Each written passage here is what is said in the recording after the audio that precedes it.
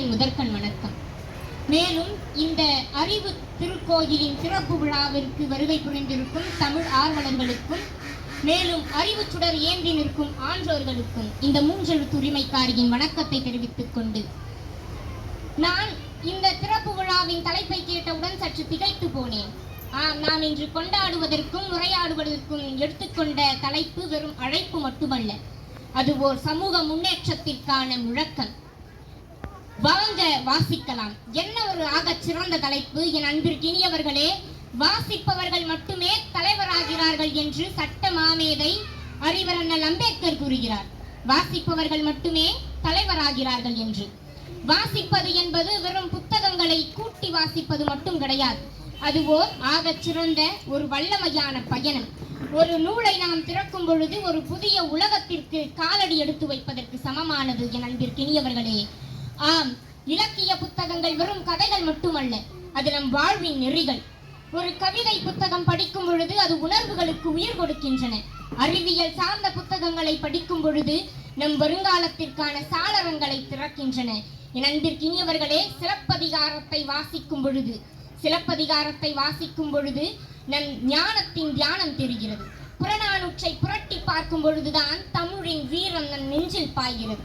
பாரதியின் வரிகளை புத்தகங்களில் வாசிக்கும் பொழுது அடிமைகளை அறுபட்டு புதுமை பெண்கள் பிறக்கும் உணர்வை நம்மால் உணர முடிகிறது. ஏன் நாம் வாசிக்க வேண்டும்? வாசிப்பு என்பது ஒரு மனிதனை தனிமையில் இருந்து மீட்டெடுக்கக்கூடிய ஒரு மிகச் சிறந்த ஆயுதம். வாசிப்பு என்பது ஒரு மனிதனின் மூளைக்கு தரக்கூடிய சிறந்த உடற்பயிற்சி.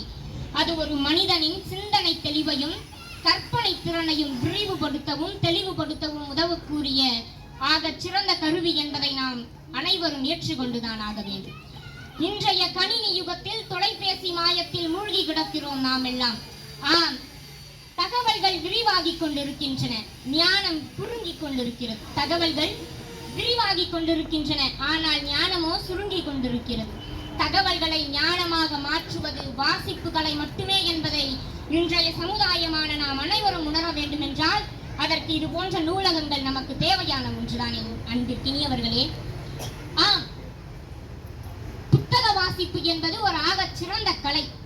இலக்கியங்கள் காட்டும் ஆகச் சிறந்த வழிகளை நாம் கற்றுக்கொள்ள வேண்டும் என்றால் புத்தக வாசிப்பு என்பது ஒரு நல்ல வழிதான்.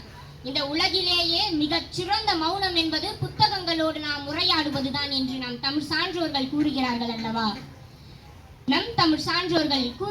அல்லவா? அறிவு இருக்கும் இடத்தில் ஒருபோதும் பயம் இருப்பதில்லையாம். நாம் நிறைய வாசிப்பவர்களிடம் கேட்டு பார்த்தால் தெரியும், அவர்களுக்கு எந்த சூழ்நிலையும் எதிர்கொள்ளக்கூடிய தெளிவும் மன தைரியமும் ஒரு நல்ல துணிவும் இருக்கும் அவர்களிடத்தில். அதனால்தான் வாசிப்பவர்களுக்கு நல்ல தெளிவு கிடைக்கிறது, கவனம் கிடைக்கிறது, ஞானம் கிடைக்கிறது. அனைத்தும் அவர்களிடத்திலே ஒன்று கூடியிருக்கிறது. என் அன்பிற்கினிய சான்றோர்களே, வாருங்கள் அனைவரும் சேர்ந்து நூலகத்தில் அன்பாக வாசிப்போம். நம் நூல்களிடையே சேர்ந்து உரையாடுவோம்.